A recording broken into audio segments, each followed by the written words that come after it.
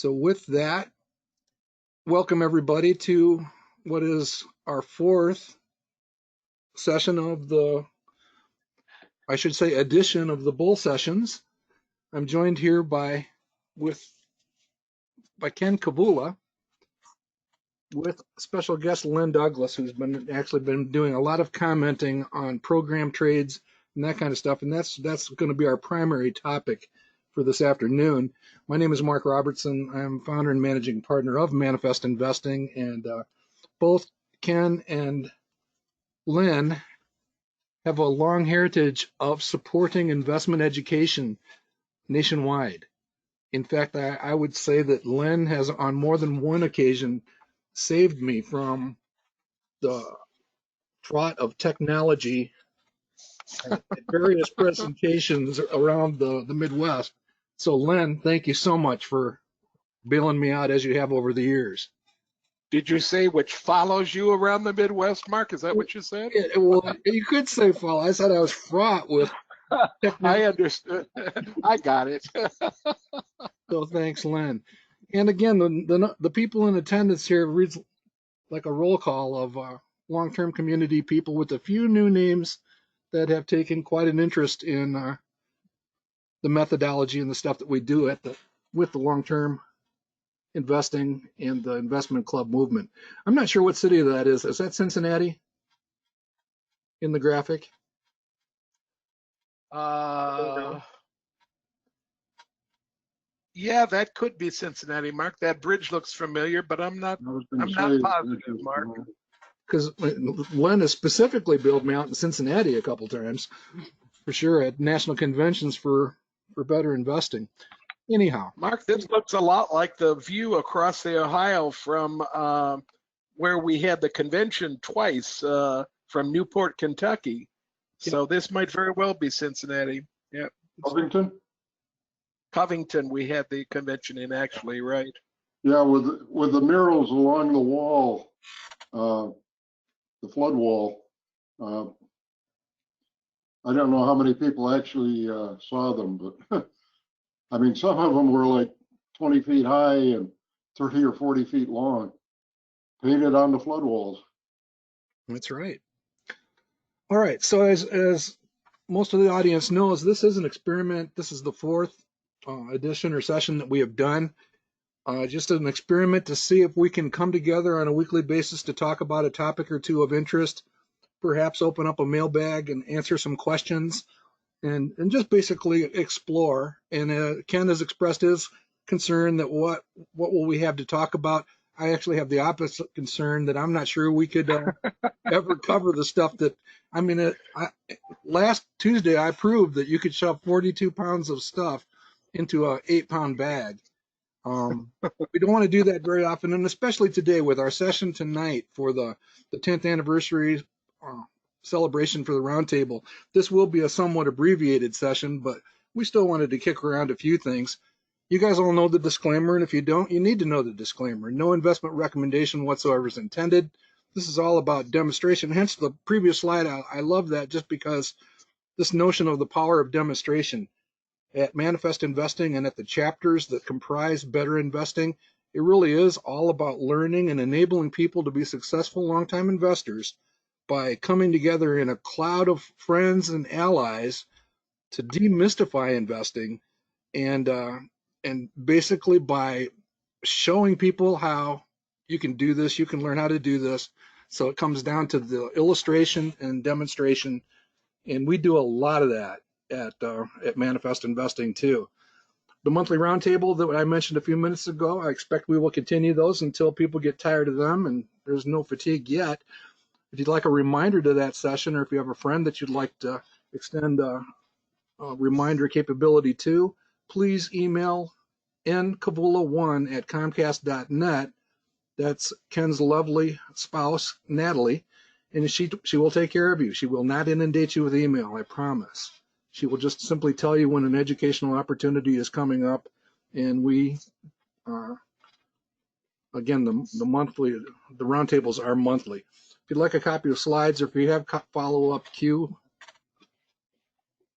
for me or anybody in the audience, or Len or whatever, feel free to send me an email, markr@manifestinvesting.com. All right, just as a quick reminder, Bull Session is, again, an experiment where we want to come together and have somewhat informal conversations. They'll get a little less formal than we've been in the last few weeks, but we do want to maintain a focus on a particular topic of interest, perhaps even a company of interest, and we'd like to involve you guys in the questions that you have. A lot of times it'll be a matter of fielding questions that you've sent to us or you bring to us during the session itself.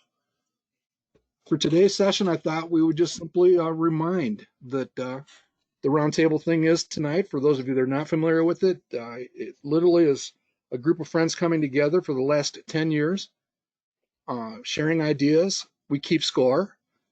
The rate of return annualized since July 2010 is 17.4% as of this afternoon. And the roundtable itself was actually born by that second statement there that shall ever live in infamy. I had suggested to Ken, why don't we do a webcast where we talk about stocks? And that was his response. I'm not sure why he's so afraid of me and costumes, but because I've seen pictures, that's why. well, there is an ugly rumor that's not so much of a rumor that I showed up as Elvis out in Seattle one time. And as one of my friends in Seattle reinforced, it was definitely old Elvis, not young Elvis. So you guys can be cruel even when you're being honest. So again, it really is a matter of friends coming together, reinforcing what we refer to as all of the above investing, which is simply an acknowledgement and a recognition that you need small companies in addition to those medium-sized workhorses and those larger blue chip companies to really balance out your portfolio and have a great time doing it. So we will be talking about time-honored lessons tonight a little bit and sharing a few more stock picks with you. So I thought we might spend a few minutes on roundtable heritage here today, see if anybody's got any favorite moments. I have a couple over the last 10 years. I think Ken's actually might have one or two that come to mind. And but first, what I thought we would do is Ken had asked the question, and either in last week's session or the one before that, where we covered the subject of trailing stop limit orders, TSLO. That's not Tesla, Ken. That's TSLO, trailing stop limit orders on Apple, because we had sold Apple, and I'm not kidding. As I'm actually entering the sell transaction on the spreadsheet, which keeps track of everything at the round table, I had tears in my eyes, because we had owned it since, I believe in the first case, Ann Manning, who's here in the audience, had brought it to us back sometime around 2012, and then we'd added some shares around 2014. In any event, it had done extremely well the few times that we had added Apple, and it was one of the larger positions in the round table. And we sold it a few months ago, again, with a fairly dramatic and strong performance over the long term. But Ken, you asked the question, we walked away with tears in our eyes, very thankful and high-fiving around the round cooler, a water cooler. But would a trailing stop limit order on Apple have done better for the portfolio? So that I invited Len to actually come and share some thoughts on that. Now, one quick timeout. I'll come back to this. Let's go ahead and stick with the trailing stop limit order. Ken, would you like to give your understanding of how these work, just in case somebody's joining us for the first time? Yeah, just give us it's a stop loss order essentially, only gets dragged upward. It never gets dragged down, but it does get dragged up as the stock moves up. Now, once it reaches a new high, like it does, the red line is the line for the stock price in this example. Look at that peak right there, right by the number, right above the number 4. When it reaches a new high, that drags it up, and you'll notice that everywhere from 3 to 4, when the loss was placed on it, it was being dragged up. And then notice that everywhere from that peak until way over to the right, where it reaches that peak again, yeah, that's a little bit far, but you get the idea where the green line is horizontal. the stop loss stays in place just like a normal stop loss would. But then again, as the stock moves higher still from the previous high, then it drags the loss up so that we keep a maximum distance between the stock price and the loss of somewhere set by yourself. In this case, I think we set the loss at 20%. So that's a 20% drop in that loss at those pieces. Now, obviously, as the stock moves in the other direction, moves down, the loss transfers into a normal stop loss, and that difference gets smaller and smaller if the stock starts falling, until at 6 it actually crosses the green line and triggers the sell. It won't mean that it will trigger exactly at $23, but it will act just exactly the same way that a normal stop loss would act, and it will trigger as close to 23 as your broker can make it happen. So on the downside, by the way. Right. So yeah, so it basically just kind of moves that up every time the stock reaches a new high, and then keeps it flat when the stock is moving between the old high and the next new high. Right. And so what we're really trying to capture here is this notion of a Roman candle, a company with a lot of momentum. Perhaps it's been gone up several times our original purchase price. It's kind of the answer to the question, how can we continue to benefit from this momentum while at the same time providing some protection to the downside to preserve capital gains? And again, we're not talking about becoming day traders here. We're talking about situations where you'd be selling a few companies from your portfolio every few years. And Well, and that's really, Mark, I've been thinking, Mark, about when I might want to use this in my own portfolios, and it seems to me that something like this is made to order for a core holding. Once it moves down to maybe a par of 3 or 4 or 5%, I don't want to sell it until the par moves below where money is making, where the money market is. But there's a chance that it's that it's in there, and I'm not going to be upset if it sells with that low par. But a lot of times I've learned that low par stocks can go on a tear for a month or two and really add another 10, 15, 18% to their value before they finally drop into that money market par value where I will sell. So I'm thinking this might be a good thing for me to use on a low par core holding to kind of squeeze out any dollars that are left in that momentum type of stock. Now, I will say that not all of my core stocks would I classify as momentum stocks, but I think a Facebook or an Apple or any of these big movers right now, these so-called FANG stocks, along with Microsoft, I think they might be the kinds of stocks that I will look at this for once the total par begins to move into mid or low single digits. right. And again, to give it further context, this did come up in the discussion over Facebook, and that notion of, could Facebook be another America Online? And just that kind of chilling thought. And that's really what we presented it as.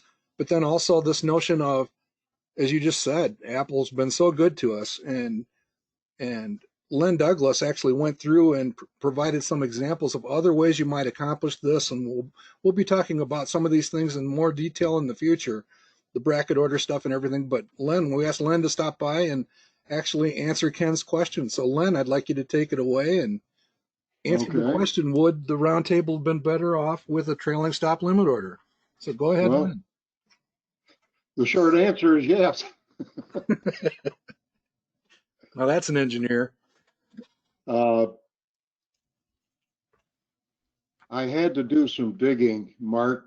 I was having trouble finding the slides and the recording from the May roundtable.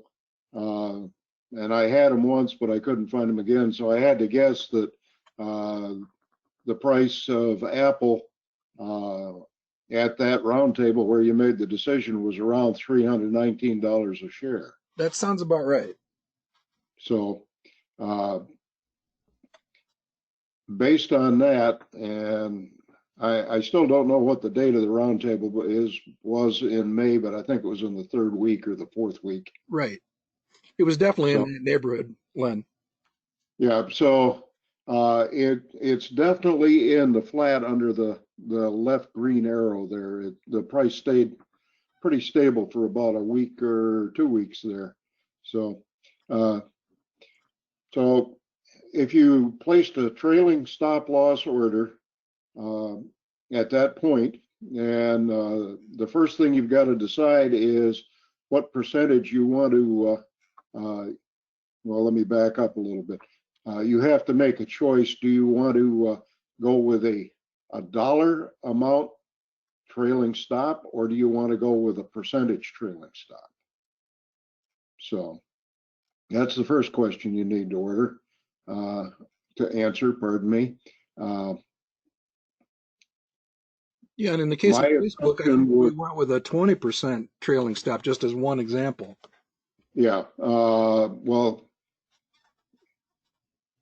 my experience with them, which is limited, let's say, because I don't use them a lot, but everything I could read or got from the more experienced members in my home investment club who did have some familiarity with them, is if you pick a number below 10%, you're probably going to get sold out just on the swings in stock prices time goes on. So that's how I arrived at 10%. Assuming you placed a 10% stop loss order in that fourth week of May, 319 times 0.9 gives you $287.10. And as you can see, as we got into June, the price continued to go up, and as the stock price went up, that trailing stop got moved up to the point where I believe the highest stock price for Apple in the time frame, I forget when I did this, I think it was like the 17th of July. The high point was just shy of $400 a share. I was rooting for 400, but we didn't make it. So that would give you a trailing stop price of $359.83. And as you can see, as the stock price started to pull back, we hit that low point, I think on the, let's see, today's 28th, is Tuesday, Monday. It was last week, I believe. And you would have been sold out at $360 a share or less. Because as Ken mentioned, when you hit your trailing stop number, the order converts to not a limit order, but a market order. So there's all kinds of disclaimers when you set a trailing stop that just because you set a number doesn't mean you're going to get that exact value, because it's going to depend on which way the stock price is going when that market order executes. Right. In this case, though, Len, with Apple being such a high liquidity company, and you can see by the day when this probably would have triggered, I mean, the lowest price that I can see there is roughly 358 on that candlestick. So, I mean, worst case, you fill at 358 or so, in comparison. And what the warning that Len is giving, be especially careful if you have a low liquidity stock, where the order spread in the queue can actually be quite a spectrum, and you can get hammered. In a case like that, your 360 might become 300, especially in after hours trading. But in this case, probably not a big deal.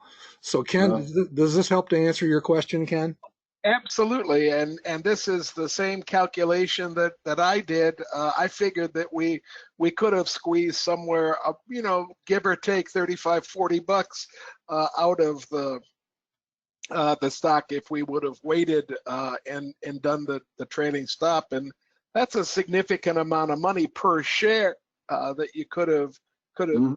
dealt with. But again, I'm not sure that I would do this on very many stocks. I like the fact that Apple is very liquid, as you said, but I also like the fact that Apple tends to be a momentum kind of a play, and even though our traditional par calculations on the SSG or in Manifest indicated lower numbers, those lower numbers for par never take into account the fact that momentum can double or even triple those numbers occasionally for short periods of time. Len or Mark, do either of you know these stops are not adjusted during the trading day, are they? They're adjusted only at the end of trading every day? I do not know for sure. I can. Okay, I thought they readjusted as the price changed. well, the reason I'm asking is that I know that Apple hit an intraday high of over 400. It didn't close over 400, but it did hit an interday high over 400. And I'm just wondering if that interday high would have triggered the trailing stop as well. Push it It's even a higher. minor kind of a thing, but I that's another Yeah. question that I'd like to find the answer out to. Yeah. I've looked at a couple of these, and in the rules of engagement or whatever you'd like to call them, at the one that I looked at for sure, it specified the most recent close. So Okay. it's basing it off of that one point in time, specifically 4 p.m. every day for the Yeah. recalculation. And I don't know Okay. if that's always the case, but the one broker that I looked at, that was spelled out fairly clearly. Yeah. Well, one of my clubs, I'm going to propose that we do some study on this whole subject. It's a subject we haven't, dipped a toe into at all. I'm sure it would be very interesting. And as we study the whole idea, I'll bring back the results of that study if I find any strange quirks or turn of events. And what do you know? We might even find out that the rules vary a little bit broker by broker. Yeah, and I think we will discover that a little bit. So Yeah. Yeah. really appreciate that. So Len, the short I'll answer open up is yes. computer and I'll see if I can get you the answer to that. Okay.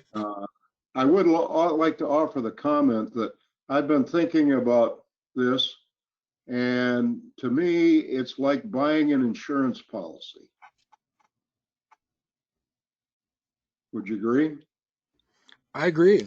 I think that You're basically locking in your minimum gain or your minimum stock price, sale price. and that can cost you something, is what you're suggesting. Mm-hmm. And Yeah, well, you do have that spread between 287 and 319, and you're actually locking in the 287, not the 319, That's because the point. right, Yes. because it could go down consistently from the moment you place the trailing stop. It could just go down and hit the stop immediately. It doesn't have to show the rise like this one shows. I've got And more that's experience with that. pretty when you pick a number probably below 10%. Right. Right. You know, I suppose the greed factor kicks in and well, Yeah, because you 10% is a lot of money. I think I'm going to go with 5. Well, you may get your 5 right away. yeah, and then you definitely are locking in a loss, but a loss that you were willing to take. Again, you're probably at the situation we're talking about here for this type of company. The cost basis is down in double digits or lower, so it's a consideration. So really, there's a lot of things to think about: the volatility of the stock, the liquidity, how much the price moves around in terms of that volatility. what are you really trying to do? And I think we will be putting together a few case studies, perhaps with some of Ken's investment club output and that type of stuff to develop a better understanding. There are others that have pointed out that there are other approaches like covered calls and other types of program trades that can be done, and we'll look at those too. But again, our notion here is to basically put together scenarios and then understand how you might deal with them, and then it's up to each of the individual investors in the audience to decide. Does it? I think. Go on, Mark. Finish. I'm sorry. No, go ahead. I think it's important to make the point also that there's no free lunch in investing, and there is no strategy that guarantees that you might not lose some money. I mean, even if you move into covered calls, if you move into options, those strategies also require the expenditure of money, and you could lose the entire value that you cover with if the stock moves in the opposite direction that you're anticipating. Yep, no free lunches. So become informed and do the best you can. All right, let's go ahead and move on. Again, we want to keep this to a fairly abbreviated session today. But I just want to remind everybody that we are going to celebrate tonight. Adult beverages recommended but optional. And this is one of the slides from tonight. And we've had a lot of fun doing this. I thought I would spend a little bit of time just on this notion of some of the math at the bottom. We won't cover the math quite so much tonight, but here with this group, there's some interesting memories on that page. And what it comes down to is we invest $1,000 of hypothetical money into every selection that is made, whether it's made by one of the knights, a guest damsel, or a guest knight, or by audience vote every month. So we've actually done that 559 times. So $559,000 invested over 10 years. And the tracking portfolio balance right now is about $363,000. That doesn't tell the whole story. And we actually, within the last few months, with the proceeds of sale from companies like Apple and a few others, have reached the point where the total amount of sells, because for the tracking portfolio, we don't sell a stock and reinvest the proceeds. We actually put it in a checking account, if you want to think of it that way. So anytime we quote unquote sell a stock or remove it from the tracking portfolio, we're really only doing that to gauge the quality of each decision or the result of each decision made. And it's not so much like an investment club where, again, your decision also hinges behind selling the stock, keeping the money in the club portfolio, and then reinvesting it in something else. And that's where you would track the portfolio balance, and that can be a little bit more telling. So the net proceeds of all of those selling transactions is about $69,000. That means that our cash out over the 10-year period now is $627,000. So we've actually taken more out than we've put in, and we still have about 60 positions in the portfolio that have a combined value of $360,000. I mean, that is, to my way of thinking, pretty cool. And we literally would have that money in our checkbook, so we're playing with the house money, if you want to think of it that way. I hate that phrase, but you can think that if you want. The annualized rate of return is 17.4%. And then here's another fun figure. If you actually take that turnover, the selling, over the 10-year period and look at the average amount of stocks sold, you actually end up at a turnover rate of 17%. That's for those of you in the audience that think we've been losing our minds and selling way too much. That's actually a very low turnover rate over the history of the roundtable portfolio. So any questions or comments on that from anybody in the audience or Len or Ken? Well, I'll tell you, Mark, the biggest lesson that I've learned from the roundtable came early on with Chinese stocks, and I'm looking frantically for a pulled pork slide here, and I don't see any. But that was one of the most. Those have all been removed from the inventory, Ken. That's one of the most stark lessons that I've ever learned, to actually make sure that the company you're investigating exists. That that will stick in my mind for as long as I live. Telling all you folks about this great company that turned out to be nothing but a picture of a building that nobody could even identify. So. Yeah, a lot of fun. I would direct everybody's attention also to, some of these moments, including the one at the center bottom. Hugh should be there tonight. And Hugh gave a presentation years ago about fear in the realm of investing. I think it probably applies now more than ever. And the whole theme was try not to end up on the wrong end of a spear. And he talked about woolly mammoths and campfires and all that kind of stuff. But he closed with this notion of don't invest like Kirk, invest like Spock. And it really is kind of amazing to watch him fearlessly invest. And both he and Cy and Ken have these wonderful long-term perspectives that successful investors have. And it's so much fun to watch something, take a little time to work out, and investing without fear and with a really big panoramic outlook on what the future holds. And just an awesome session. So invest not like Captain Kirk, one of our favorites, but like Spock. All right. Just some other slides that I thought were nice potential favorites. I don't know if this one's got any pork on it or not, Ken. I think there is another lesson that we've learned. We love Halloween. Do you see the Halloween slide in the upper left? And then down on the lower right, you can see the needle in the haystack there. I just wanted to take a moment here today with all of you because, frankly, there's a number of names on this list that have given us great ideas. Every year what I would now throw August into the mix. August, September, and October, our hunt for great small companies.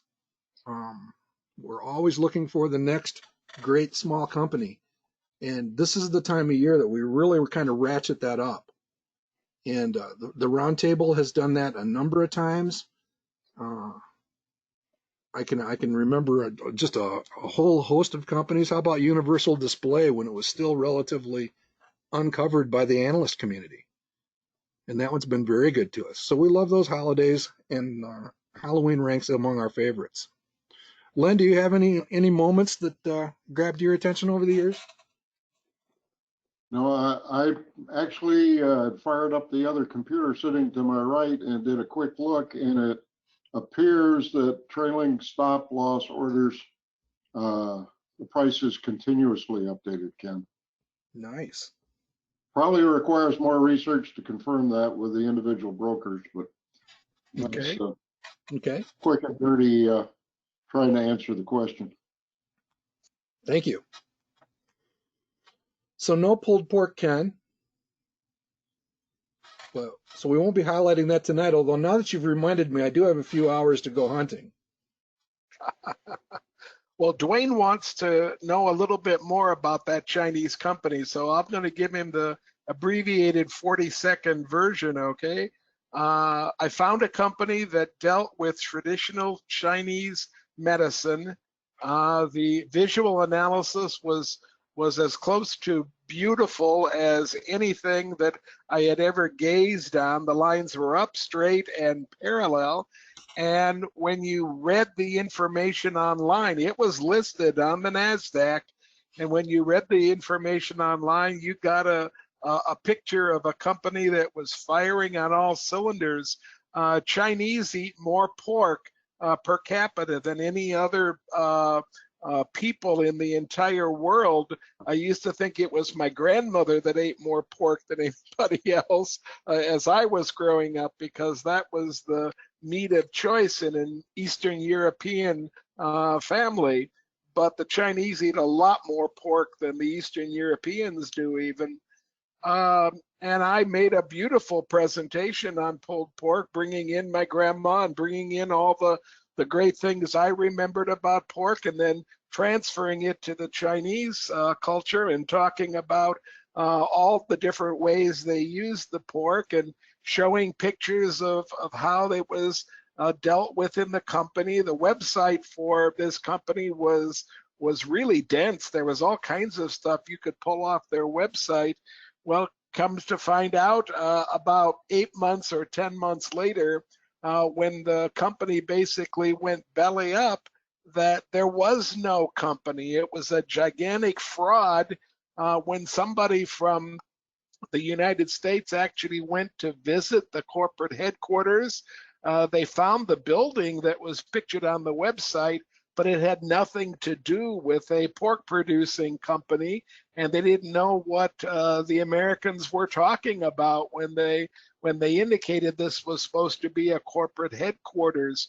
Turns out it was a gigantic fraud from the get-go, that everything, including all the books, were manufactured, and they had tripped up our own NASDAQ into allowing them to post the company in the first place. And they had taken, of course, all the money that was generated, and it had basically disappeared. The stock was trading, but it was trading for pennies on the dollar, fractions of pennies on the dollar. And so it was maybe our first and only complete loss in the roundtable portfolio. So that's the short and dirty story of pulled pork and Chinese medicine. Yeah, I'm going to have to look up that series of transactions now, Ken, now that you've inspired me. But, in our defense and in Ken's defense, there were a number of prominent hedge funds that actually experienced this on a real money, large scale level. I guess the story here is when dealing with a commodity like the one we're talking about, it's pretty good reason to diversify your portfolio, because you wouldn't want any one of those positions to sink you as that one did. So just something to think about. Ken, I see there's a note from Ann Manning in the comments where she's talking about trailing stop limit orders and an investment club experience. Does Ann is being very kind in giving me credit for bringing Apple to the club a year before she did. Thank you, Ann. I don't remember it, but if you do, I'll take the win. Okay. I remember. I was just holding. Then she does talk about some experiences with trailing stop losses. Maybe we can put Ann on sound and let her spell it out to us. Ann, you're unmuted. Well, I can't. Maybe you're muted on your end, Ann. Ann was one of our earliest groundhog investing champions in our annual contest. Yeah, and I can't unmute Ann, so maybe she, yes, it's self-muted. So Ann, you need to unmute yourself and tell us a little bit about these stop losses in your club.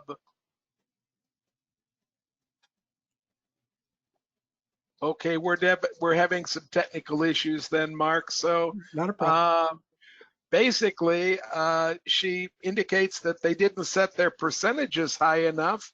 And while on vacation, a lot of the stocks that they had set kind of narrow trading ranges on it sold out of the portfolio, and they didn't really want to sell them. So what Len alluded to earlier, that if you set that trailing stop closer than 10%, you run the risk of being traded out just in the normal swing of things. Ann has personal experience in that, and she's telling you to do the same thing Len did. Go for double digits, go for 10% or 12% or 15%, so that you don't run the risk of being traded out just on the normal trading swings that occur over a week or 10 days. A quick Google brings up Investopedia recommending a 10 to 12 as a starting point. And by starting point, they probably mean almost minimum. Yeah, 10 for minimum, 12 possibly being better. The one example I posted on Manifest, the real life trailing stop from my home club back in the, I guess you call it the zeros. I belonged to a club from 2001 to 2011 when it disbanded. But we bought ISRG at a average price for the initial one in 2005 of like $48 a share. And it proceeded to go up and it proceeded to go up. And I think we sold out about $200 a share. And we bought back in and, we sold half of, we had 30 shares and we sold half of it. So we still had 15 shares riding, and we got into 2009 and we'd added, I believe, in 2007.